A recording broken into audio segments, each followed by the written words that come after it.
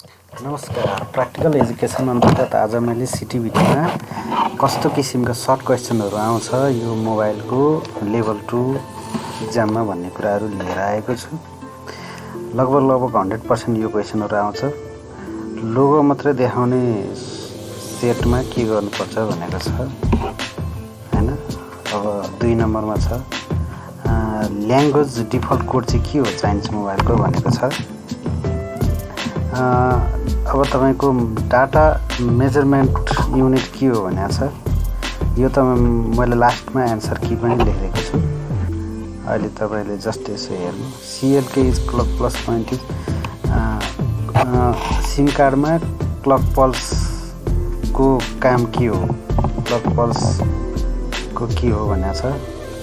CPU को voltage, CPU मा दिने कोर भोल्टेज कति हुन्छ भनेको छ। त्यो तपाईलाई मैले लास्टमा भन्ने नै छु। फ्रिक्वेन्सी क्रिस्टल को मेगाहर्ट्ज कति हो भनेको छ। How is the highest temperature of SMD rework station, hot gun को हाईएस्ट तापक्रम कतिसम्म पगाल्न सक्छ सोल्डिङ वायरलाई।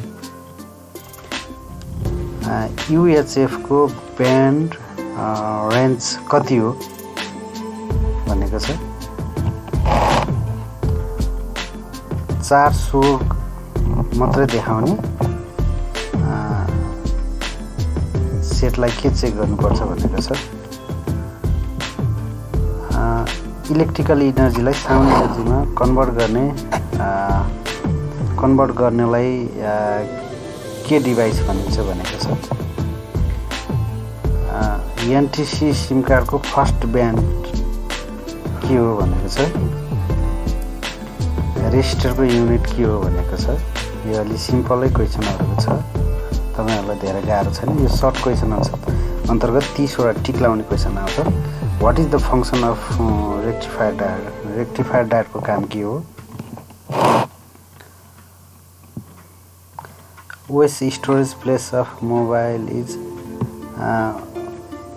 भनेको छ। मोबाइल फोनको OS स्टोरेज हुने ठाउँ चाहिँ कहाँ हो, र्याम रोम हैन।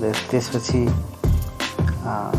कुन चाहिँ फेमस कम्पोनेन्ट हो मोबाइल फोनमा, जस्तै टेक्निशियनले बुझ्नुपर्ने कुरा हुनेछ। यहाँ चाहिँ एन्सरहरू छ यसमा, जस्तै सफ्टवेयर हैन, एसटीक्यास 0 है त। यो राम्रोसँग हेर्नु होला, यसलाई नभए पज गरेर हेर्नु होला।